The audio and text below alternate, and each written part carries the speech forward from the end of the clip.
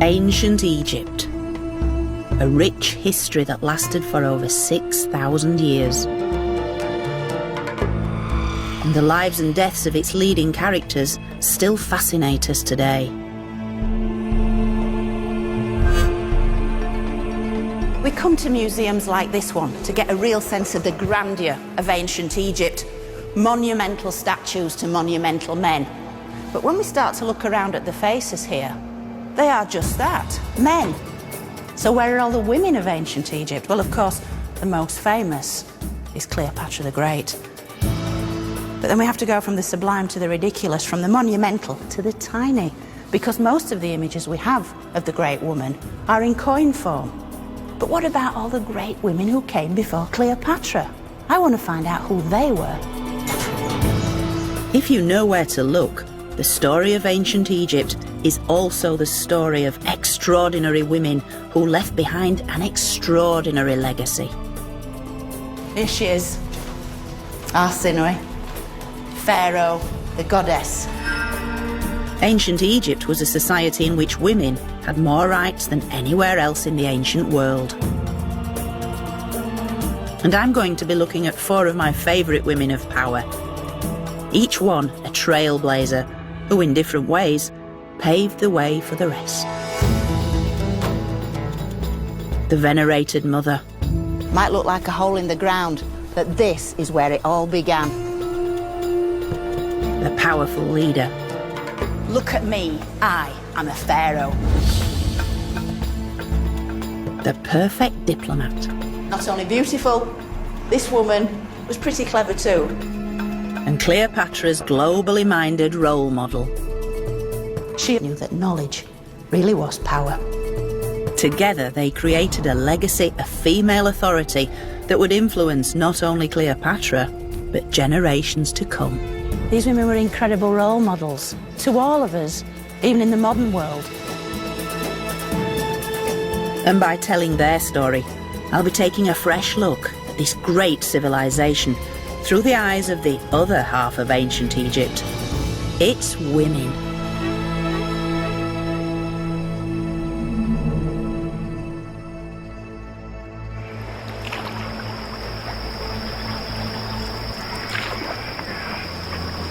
Now, to understand the women of ancient Egypt, we need to go right back to the beginning, to the Egyptians' own story of creation. A story that gave its female characters unparalleled powers and status. Powers inherited from the very gods themselves.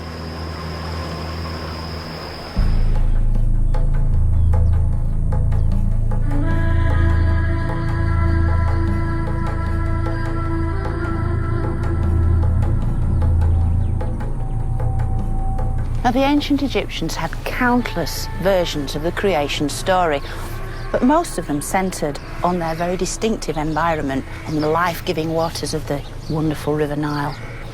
Now, in essence, what these creation myths tried to suggest was that all life had started from these waters of creation, from which the great sun, the source of all life, had first emerged to create the deities, the multitude of Egyptian deities, male and female, no less important and just as numerous as each other. The most famous of these was the great goddess Isis and Osiris, brother-sister gods who were also husband and wife. Now, according to the ancient Egyptians, unlike most ancient cultures, it was Isis who was the active, dominant partner, whereas Osiris was a rather passive fellow. In fact, he was killed off early on in the story. Oh, poor Osiris. The only power in the universe strong enough to bring him back to life and resurrect him was his great sister, Isis, who brought to bear all her great magic to resurrect him from the dead. And from this pair, so began all humankind.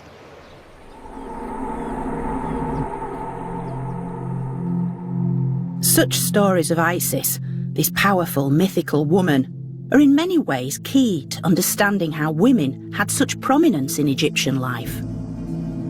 For Isis was venerated as a divine mother figure. And the first real woman I'm going in search of gained her own power and prestige as a mother.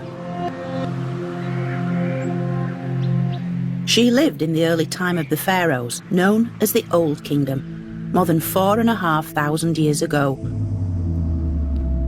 And her name was Hetep-Heres.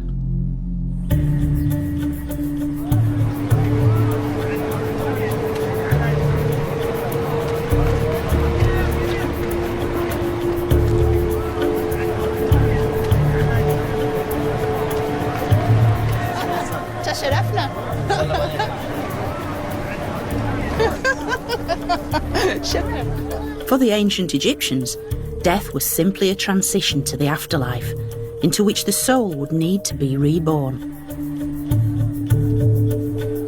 And to house their souls as well as their bodies, the Egyptian elite built ever more elaborate tombs. The most spectacular such tomb is the Great Pyramid of Giza, final resting place of the powerful Old Kingdom leader, Pharaoh Khufu. Everybody comes to Egypt to see these, and they are very big, they are very grand, and they are very imposing. But I'm here today to see something even more interesting, just over there.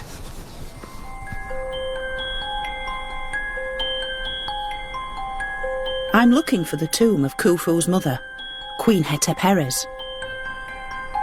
For as mother of the king, it seems that Khufu wanted her to be buried close by to ensure his rebirth into the next world. So I've come here to find the source, to find the origins of this whole entire site. And it all started here. Might look like a hole in the ground, but this is where it all began. This is the entrance to the tomb of Hetep-Heres, and I believe it was this mother's life-giving force that shaped this entire plateau forever. Now, in Hetep-Heres' day, this landscape was a very special landscape. It was on the edge of the desert where the Egyptians traditionally buried their dead, in the land of the west, the land where the sun set. And yet, at her time, this entire plateau had nothing on it. The rest of this necropolis unfolded as a result of her tomb being here, and it was filled with the most spectacular golden treasures, because 20 metres down this steep shaft at the very bottom is the burial chamber, and Hetep-Heres' personal belongings, covered in gold, were found there in 1925.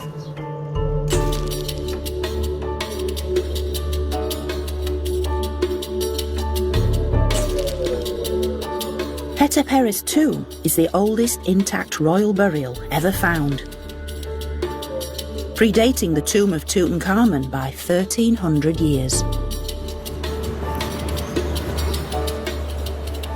And all the contents of that tiny little tomb came here, to this quiet corner of Cairo Museum.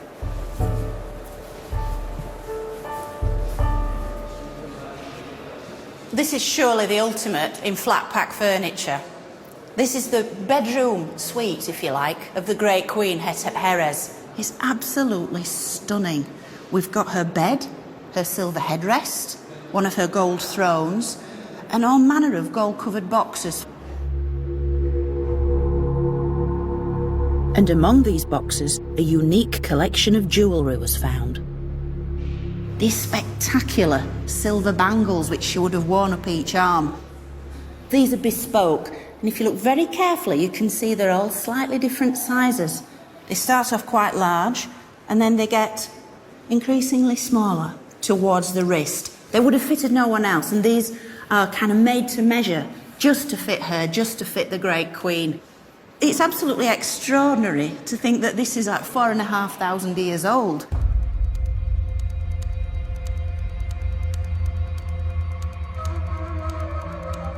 As King Khufu's mother, Hetep-Heres was the most important woman in his life. So he made sure that her tomb was filled with all the luxuries she would need in the afterlife. Now, this fabulous gold carrying chair, which was given to Queen Hetep-Heres by her son, is a fantastic work of art. Her titles are inlaid in these fine gold hieroglyphs. Down the back of the chair, inlaid in this dark ebony wood. you can see the little figure of the bee and the plant. And right immediately below that is the vulture. And that means mother. Mother of the king of Upper and Lower Egypt. The next sign is a golden falcon. Follower of Horus.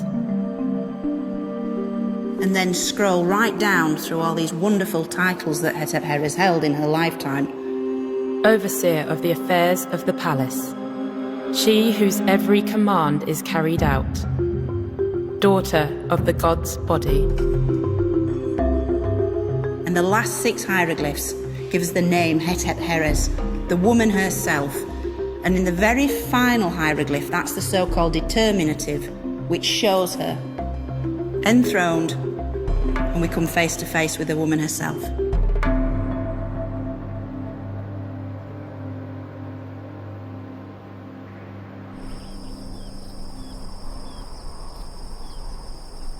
Being the mother of the king certainly had its perks, and being carried around was one of them. For a slightly less royal ride in the desert, I've asked Fatih and Ibrahim for help. Now, this wonderful thing is a replica of Hetep's carrying chair, and I'm going to try it out now. It really symbolises how precious this royal woman was, that like the goddesses, she was carried around. She was far, far too important to merely walk across the ground. So she was carried everywhere in a chair like this one. Mumkin? Shukran. واحد اثنين ثلاثة أربعة. This is so good. This is really good. I wouldn't like to go very far in it though.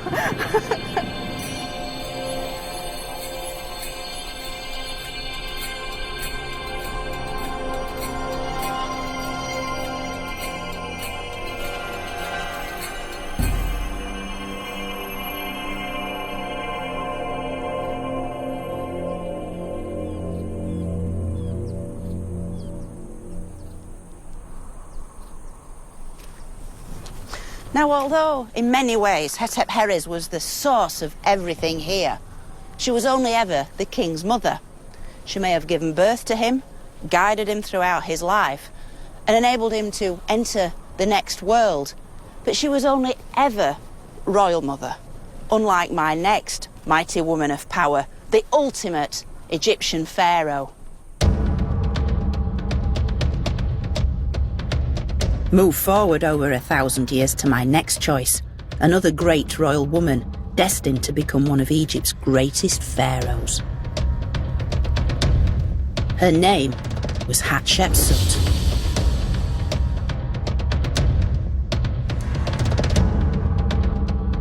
And although at least 15 women are now known to have ruled Egypt as pharaoh,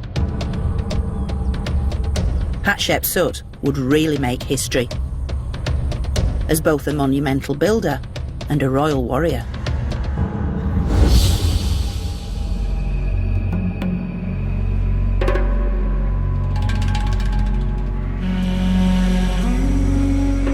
Although Hatshepsut was of direct royal descent, becoming pharaoh wasn't so straightforward and required some skillful political manoeuvring.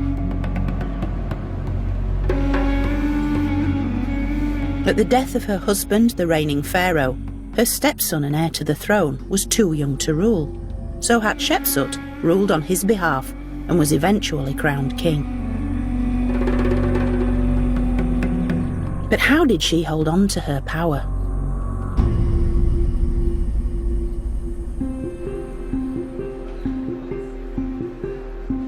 Staring down on visitors to Cairo Museum, her intimidating presence can still be felt.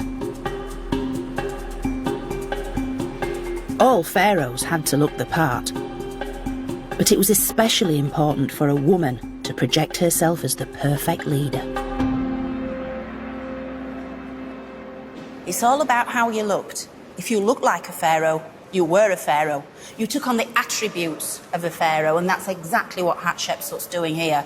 The correct crown, the tie on false beard, and other parts of the regalia were all meant to emphasise to her subjects, because you're looking at 99% illiterate subjects. They couldn't read royal edicts, they couldn't read any sacred inscription. It was all about the visual. And that is what Hatshepsut was so brilliant at doing, this ultimate in propaganda. Look at me, I am a pharaoh.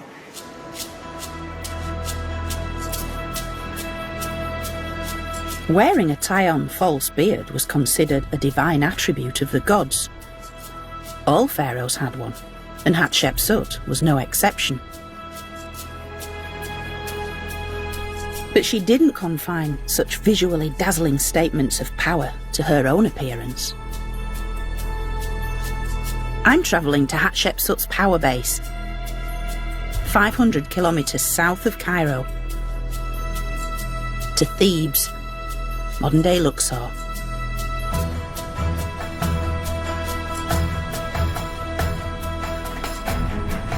For here, Hatshepsut remodelled the landscape with a whole series of monumental buildings, the most famous, her sublime funerary temple at Deir el-Bahri.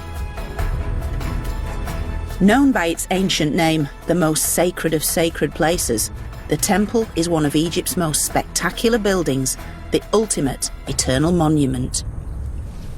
Now, seeming to emerge from the foot of the Theban hills, Hatshepsut's temple is a brilliant piece of architecture. Its clean geometric lines contrast stunningly well against the rugged rocks behind them. It's surely one of the most beautiful temples in Egypt and the most fitting place to commemorate the life of the great female pharaoh Hatshepsut.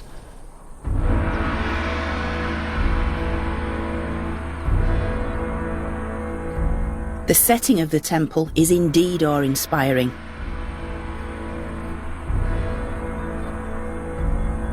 But the reasons behind its construction go far beyond the aesthetic. Now, Hatshepsut built here for three specific reasons. Firstly, it lay directly across from the great temple of the state god Amun-Ra. Secondly, offerings could be left for her soul for eternity, rather than disturbing the peace of her tomb. And thirdly, this place was filled with scenes personally selected by Hatshepsut, illustrating and emphasising her right to the throne. In short, this was a piece of permanent political propaganda.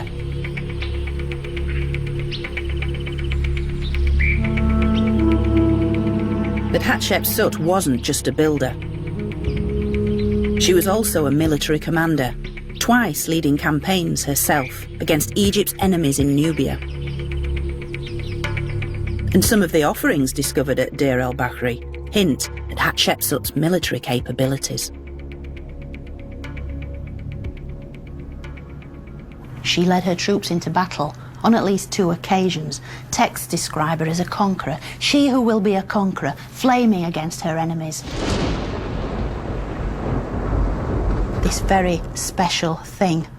It's a votive offering, presentative of an axe blade, a copper alloy, and it's inscribed with Hatshepsut's names and titles. And I think, in a single object, it encapsulates this female pharaoh, this woman warrior. It's a wonderful thing.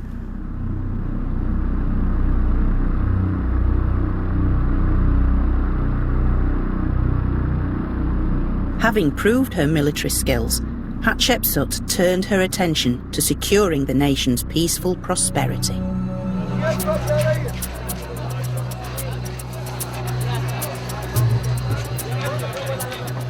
She formed economic alliances that brought wealth into her country, trading with kingdoms like Punt to the south on the Red Sea coast.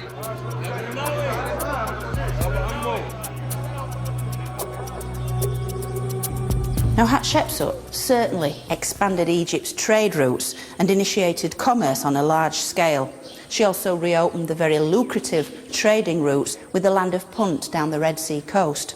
And we can see exactly this scene behind us now. These are the Egyptians arriving in Punt. These are the Puntites coming out to meet them. And this is the place where the commerce occurred.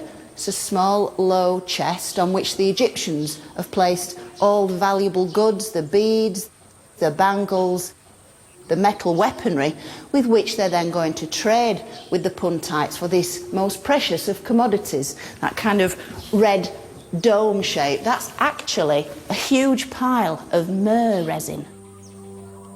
Myrrh and other resins were traditionally used in temple rituals, in mummification, and were also key ingredients in perfume production. And Hatshepsut herself is known to have used fragrant myrrh oil rubbed into her skin to, as she puts it herself, gleam like the stars before the whole land. So in the days before the modern celebrity, Hatshepsut also had her own signature fragrance.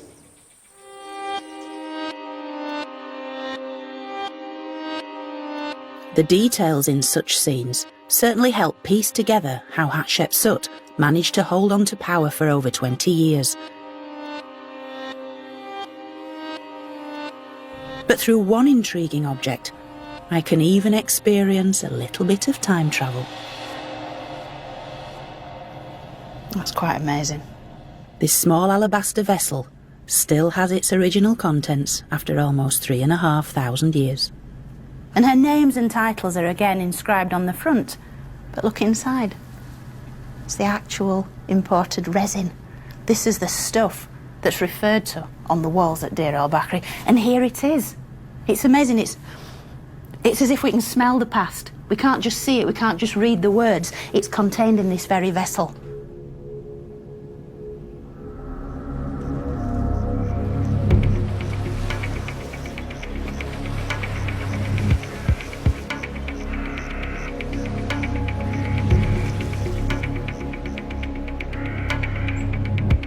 Maintaining power for more than 2 decades of peace and prosperity, Hatshepsut was the most successful female monarch Egypt had yet seen.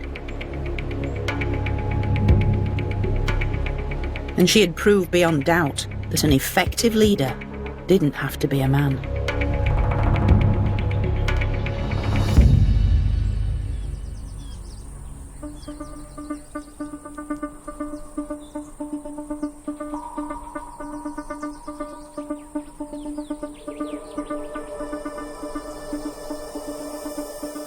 As part of Hatshepsut's master plan for posterity, she commissioned 2 pairs of pink granite obelisks at Karnak Temple.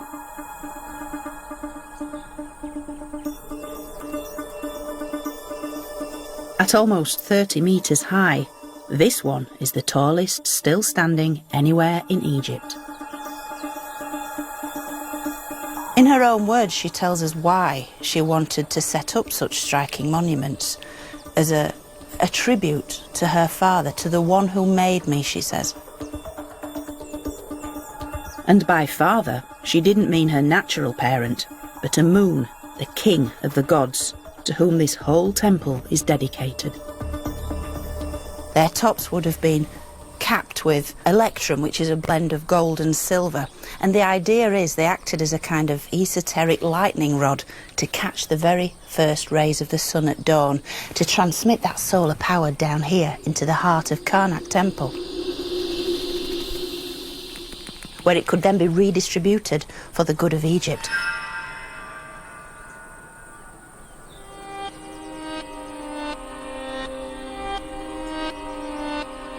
Karnak Temple is the place where the god Amun was worshipped. This huge religious complex was continually expanded and embellished by successive rulers.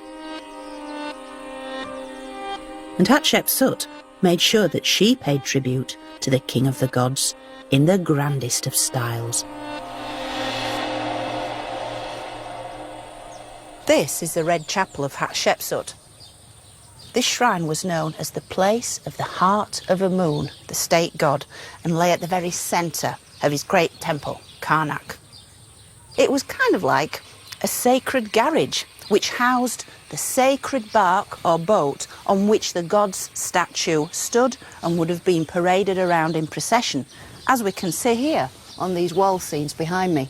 You can see the rows of shaven-headed priests bringing in the sacred bark on which the statue of the god is housed, hidden behind these little curtains to keep him from profane eyes. And the bark itself is being greeted by the 2 co-rulers, the young male pharaoh, Thutmosis, bringing up the ceremonial Rhea as a kind of glorified magician's assistant. He's burning incense to welcome the god's arrival. And yet centre stage is Hatshepsut herself. Make no mistake, she's the most important figure here. She is the senior partner. She is the child of God.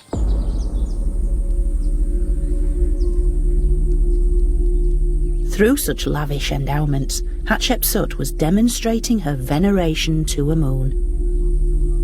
And assisted by the priests, the pharaoh had to personally perform the necessary religious ceremonies to maintain cosmic order. And this is where Hatshepsut herself would have stood to perform the sacred rites before the god, presenting the offerings and pouring the sacred water all around the god's statue. Of course, Hatshepsut would have used a golden vessel and we have a rusty old bucket, but it gives you kind of an idea of what would have occurred. With the sacred water channeled out and beyond the chapel, the god's protection spread throughout the entire land and beyond. For Hatshepsut wished to be eternal, like an undying star, and she certainly gained a unique place in history. The feelings aroused by the notion of a female pharaoh remained so strong that for some, Hatshepsut's being cast as a kind of wicked stepmother figure, kind of a woman who dared to masquerade as a man, dressing up with the false beard of kingship and usurping the right to the throne. For others, however, she's a huge inspiration, an amazing woman who kind of led the way for generations to come.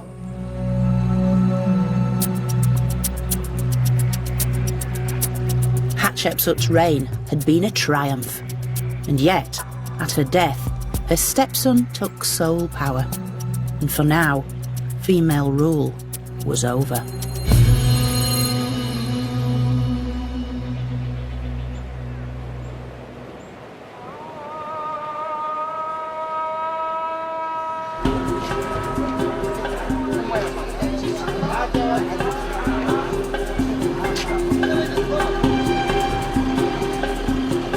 Leaders like Hatshepsut reveal ancient Egypt as one of the most egalitarian societies of the ancient world, where women could achieve high-powered roles, own property, make business deals, earn equal pay and go to court.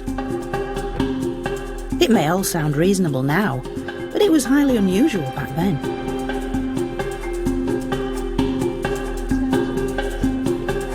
I've arranged to have tea with the academic Sahar Al-Mugi, who's written extensively about the legacy of these incredible ancient role models.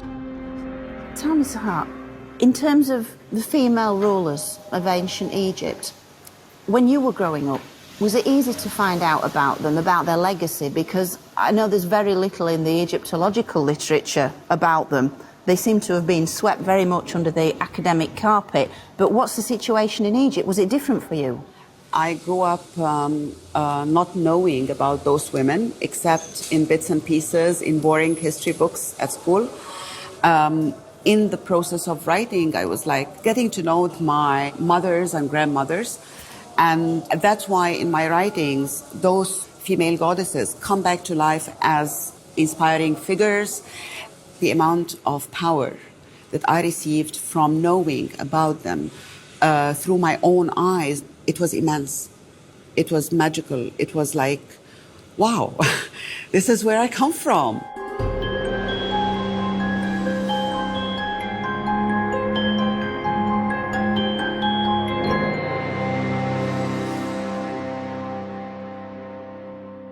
It must be said female pharaohs were quite a rarity, and by the 19th dynasty, a new regime of ex-military men from the north had taken power in Egypt. Men were now very much in control, and the royal women had to find other tactics.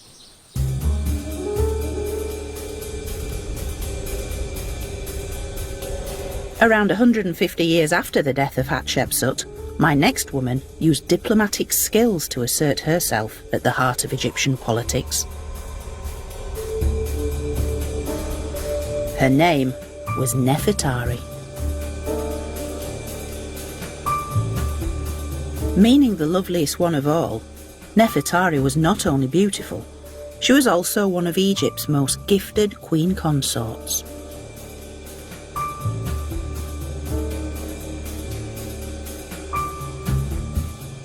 As a very young woman, Nefertari had married a prince who would become one of Egypt's most famous pharaohs, Ramses II.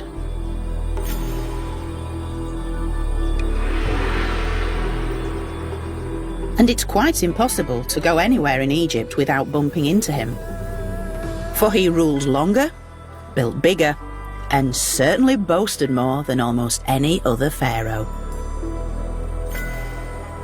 In ancient Egypt, size is everything, and Ramses himself has accurately been described as the giant planet Jupiter, brilliant at a distance, but essentially a ball of gas.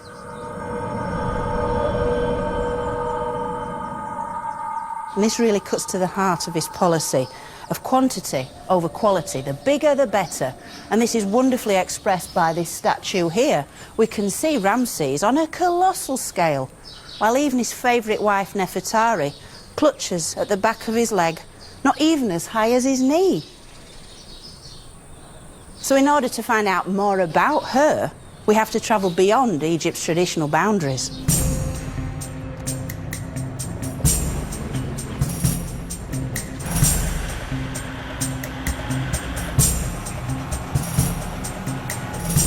So I'm going 400 kilometres south to tell a different side of this story, to the temple of Abu Simbel.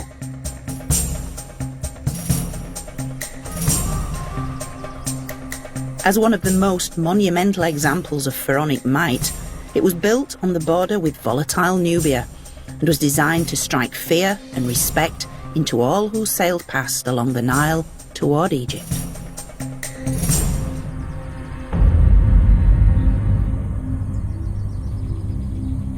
This is the temple of Abu Simbel, built by Ramses II during his 67-year reign, and it's typical of the man. It's massive, it's monumental, and yet it's only one of the temples at Abu Simbel. In short, it's only half the story. The story I'm really interested in is next door. Within a temple dedicated, for once, not to Ramses, but to his wife.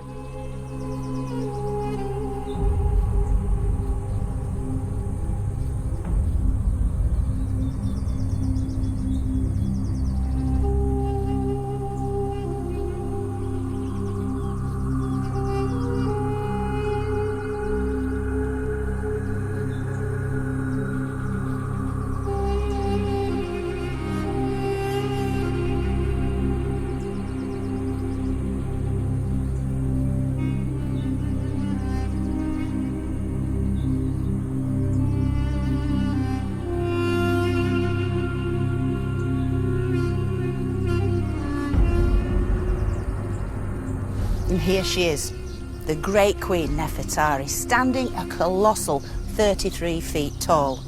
And if you look very carefully, you'll see she's just that little bit taller than her famous husband Ramses II because of the tall feather crown she's wearing. Built to make a statement, the temple's towering size conveyed a strategic political message that puts Nefertari at the heart of power.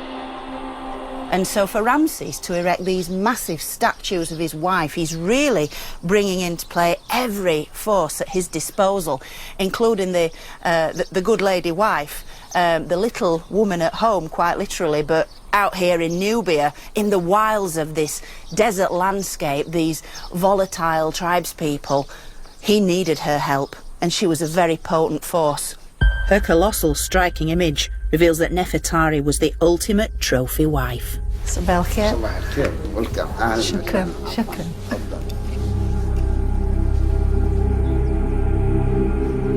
In the interior of her temple, Nefertari appears in a variety of scenes, performing a series of sacred rites, taking an active role next to her husband.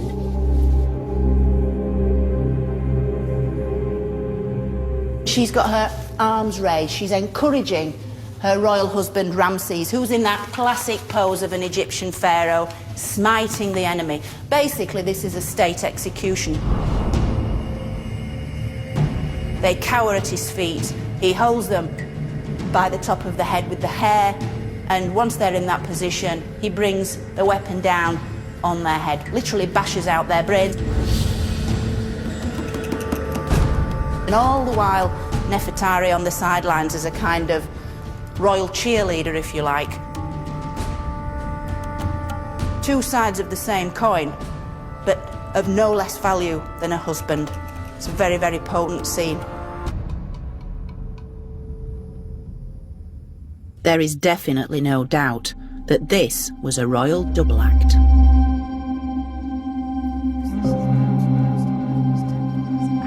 Egyptologist and Abu Simbel director Dr. Ahmed Salah has spent many years studying the images within both these temples.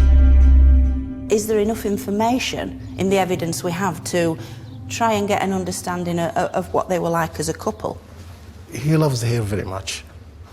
He married her before he ascended to the throne. That means he had fallen in love with Nefertari. She accompanied him like a deputy.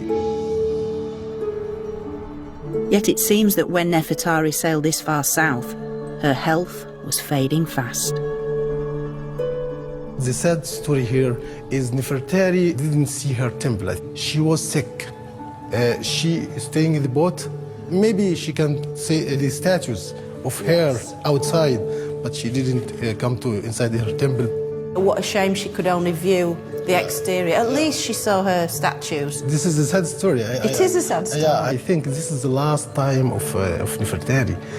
We are talking about the 24th year of his reign.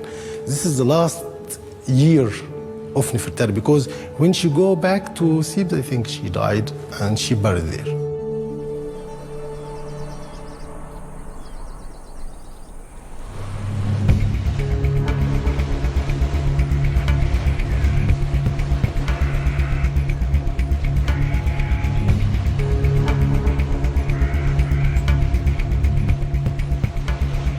I'm travelling back north to get inside Nefertari's tomb, the place where I can find more evidence of the woman herself.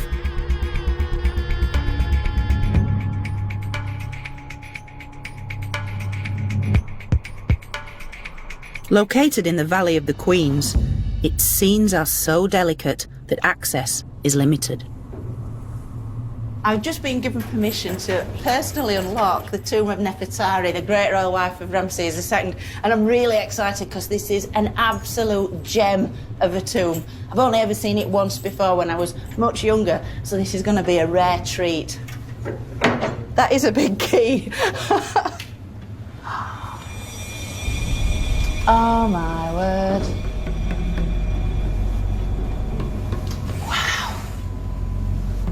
Oh, wow. Oh, wow. Covering 520 square metres, its brilliant jewel-like images vividly depict her journey into the hereafter. The scenes just continue one after another after another. There's nothing here left to chance. Nothing's thrown in simply as a little bit of pretty decoration. It's like a machine functioning to keep Nefertari's soul alive in the next world.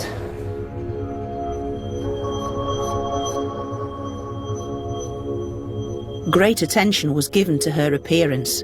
Her eyes and eyebrows outlined in black, a subtle red colour on her cheeks and lips, and the most exquisite golden jewellery adorning her. Nefertari, the loveliest of all. Her name implies incredible beauty, and she really lives up to this name that she has. She's the ultimate high-maintenance woman. She was certainly beautiful, but one particular wall scene shows Nefertari in the company of Thoth, the god of knowledge and literacy, who was selected for a reason.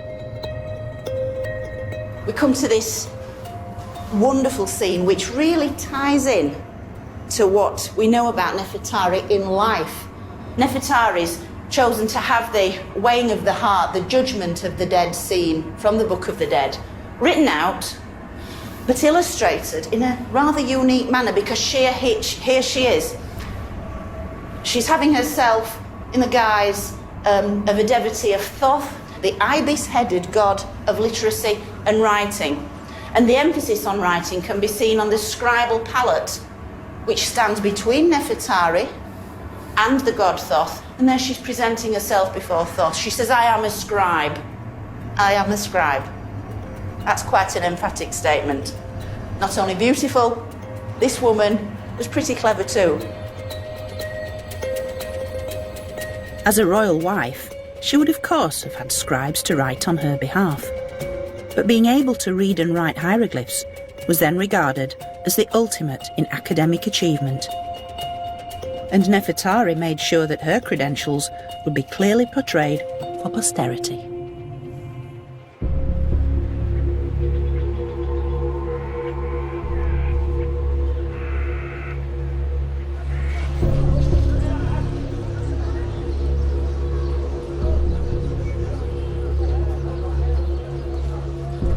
Being the wife of such a domineering husband would also have required a considerable amount of gentle persuasion and soft power.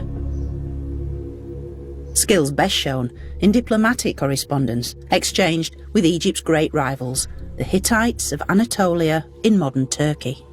Nefertari is known to have corresponded with her opposite number in the Hittite heartland, the great queen Pudahipa. And it's amazing that one of these very letters has actually survived. Nefertari would have composed her own letter in the Egyptian language, and then a bilingual scribe would have translated it into cuneiform and then embossed it on small clay tablets. This is the exact letter that Nefertari wrote to Pudahipa. It's obviously a replica, but it really gives a flavour of the very words of our great royal wife Nefertari. It's full of warmth, full of sisterly felicitations. To my sister Pudahipa, great queen of the Hittites. May the sun god of Egypt and the storm god of the Hittites bring you joy. And may the sun god make the peace good forever.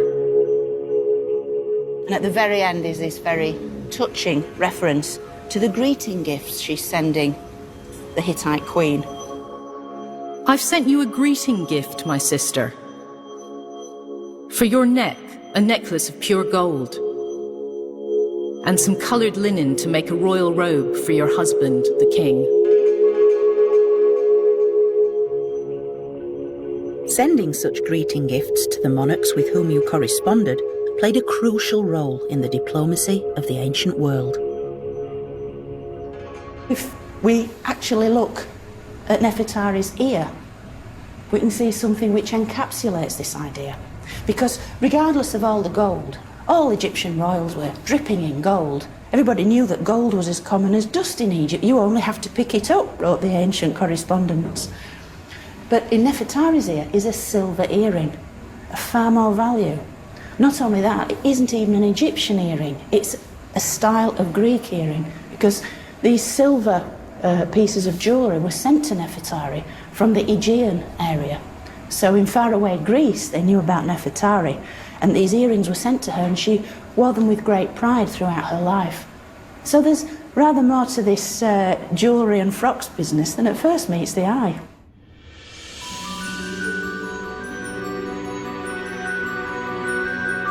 Amidst such jewel splendour, Nefertari was finally laid to rest in the manner in which she had lived, in the most spectacular tomb in the whole of Egypt. I think one of the things that strikes you most emphatically when you catch your breath and calm down and start looking at these things in a more logical rather than an emotional way, you suddenly realise that Nefertari's husband's not here. The great Ramses is nowhere present. He's on every temple throughout Egypt. He's everywhere. And yet, here, in his wife's last resting place, there isn't a single image of him. Now, of course, Egyptologists have postulated many theories about why the great Ramses wasn't actually portrayed in his wife's tomb. I personally prefer to think that she herself thought, well, I've lived with him for so many years, and in the next world it'd be wonderful not to have to listen to him forever. But whatever the real reason, there's no doubting the importance and influence of Nefertari as queen of one of Egypt's best-known pharaohs.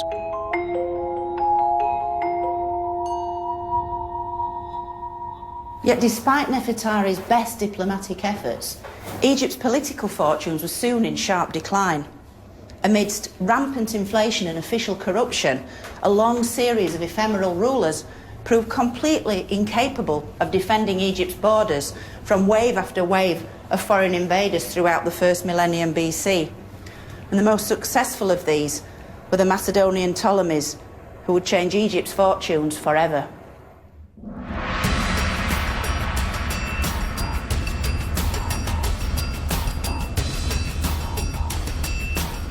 "900 years after Nefertari, a new era in Egypt's history produced the first female pharaoh of the Ptolemies, Arsinoe.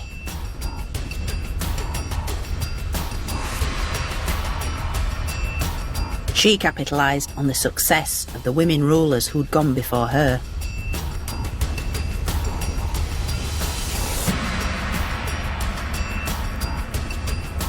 Arsinoe was able to bring together two worlds, the Egyptian and the Greek, building on a legacy inherited from the most famous Greek of them all, Alexander the Great.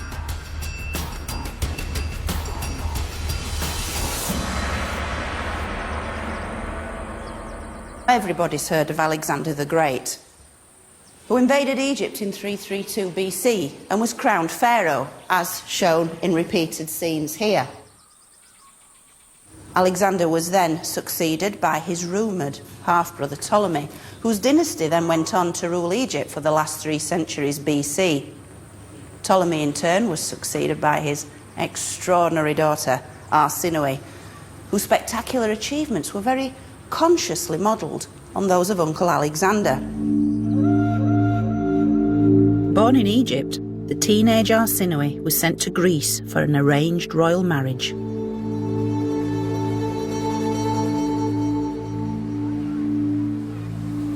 Then at the death of her husband the king, and a second disastrous marriage, she fled for her life back to Egypt.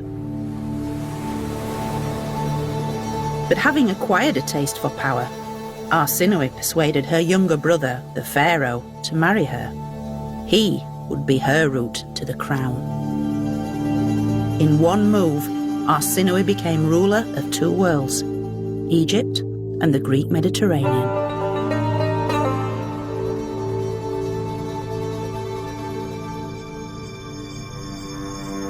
Through her international connections, Arsinoe brought more prosperity, knowledge and wealth into Egypt than almost any other ruler before her.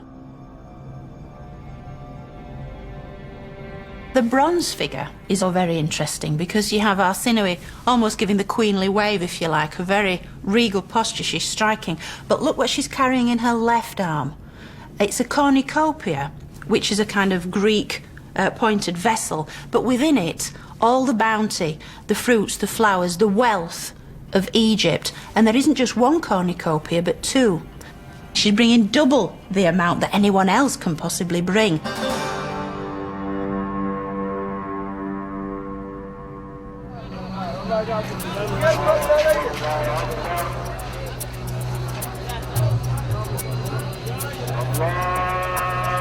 Arsinoe spent much of this fortune in the new royal capital, Alexandria, where her opulent lifestyle was sustained by a continuous flow of exotic imports from as far afield as India and even further east.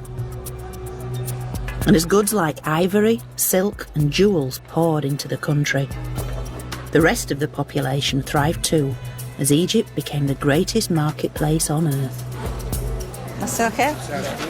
Maselke, hello. Hello. Maselke. Maselke. كويس. شكرا. well, I didn't. Emerald, أيوة. but not real one. ممكن. شكرا. Let's try this one. That's okay. Looking for some fabric. Oh, that's beautiful. بكم? How much? بكم 45 Fixed price? Okay. Well, that's good. So with commerce operating on such a vast scale, Arsinoe and her brother set up a sophisticated bureaucracy to manage the staggering wealth circulating within their empire. Now, coinage, finance, plays a huge part in Arsinoe's story. She was an extraordinary woman. She had a huge personal fortune, and her financial acumen was very much focused on Egypt's own finances. She and her brother husband Ptolemy created a kind of doomsday-style inventory of all Egypt's assets. She created royal monopolies on absolutely everything, making sure that finance flowed directly into the royal house. And in ancient Egypt's previously barter economy, coinage played a crucial role. It became increasingly common as a means of financial transactions. Pretty much, it was the beginnings of capitalism.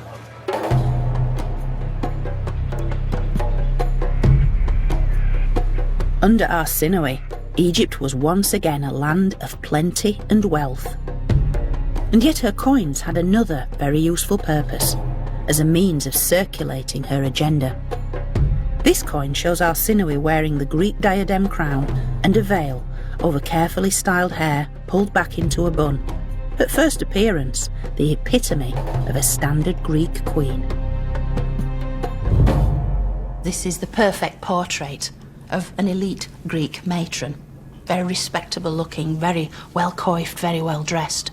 And yet, if you look really, really closely, just poking out in front of her ear, just looks like a very tasteful little earring.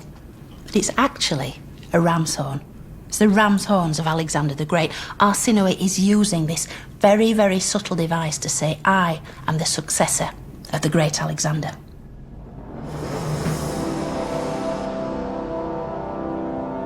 As his successor, Arsinoe built on the legacy of Alexander, whose emblems were the ram's horns of Egypt's state god Amun. And so by adopting this symbol herself, Arsinoe was tapping into an ancient force, this single, subtle image confirming her place as the ruler of two worlds.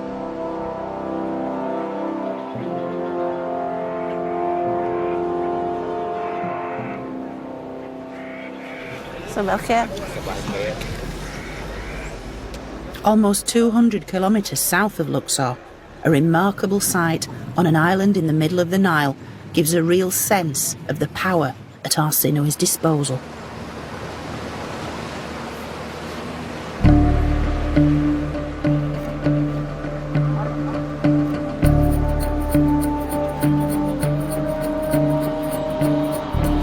Now we know that every temple in Egypt housed statues of Arsinoe as the resident goddess alongside their traditional deities.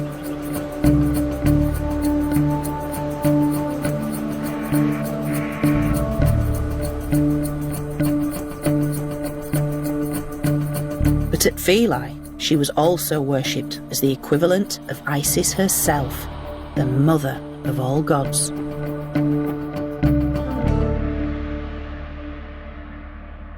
Philae Temple has rightly been dubbed the Pearl of the Nile. It was the cult centre of the great goddess Isis, and in many ways it was kind of an outpost, both in terms of its southerly geographical location, and that this was the very last place in Egypt where the ancient gods were worshipped, as late as the 6th century AD. But not only was Isis worshipped here, Arsinoe too was the resident goddess. In fact, it was through the international influence of Arsinoe that Isis goes global.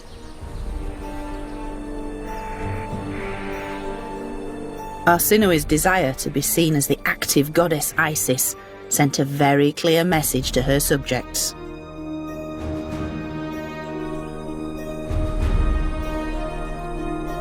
She had certainly played a fundamental role in shaping Egypt both at home and abroad.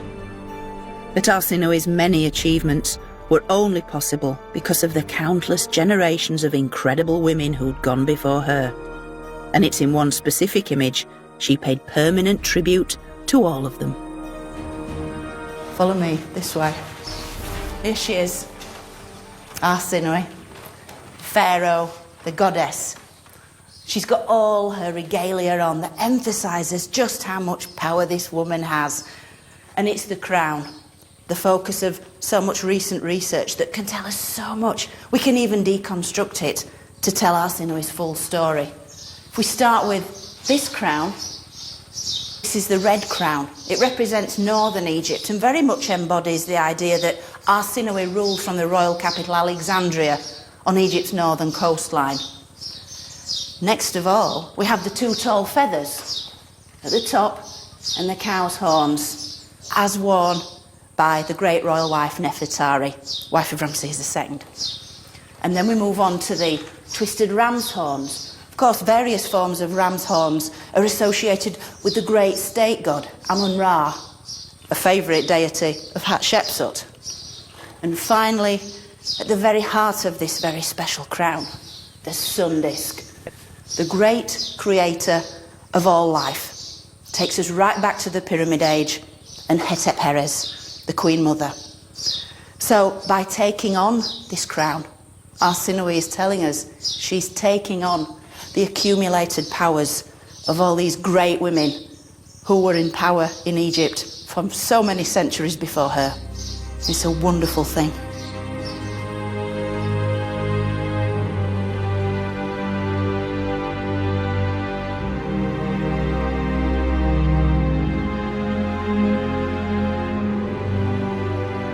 And with this crown later adopted by the great Cleopatra herself, these incredible women had been her guides as she extended Egypt's power across so much of the ancient world.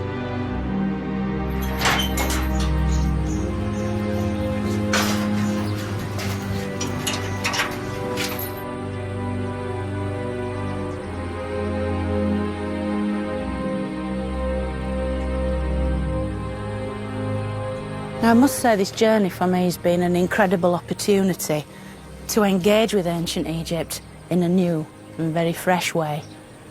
It's allowed me to investigate the lives of some incredible people, four amazing women. These women were incredible role models to all of us, even in the modern world.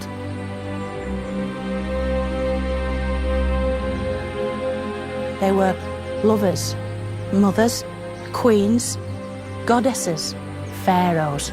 They were incredibly strong, they were incredibly capable, and they underpinned the whole of this fantastic ancient civilization.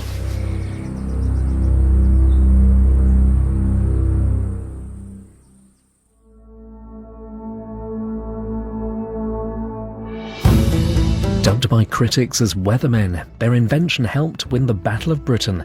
New BBC Two drama tells the story of Robert Watson Watt, the boffin who brought them all together, next.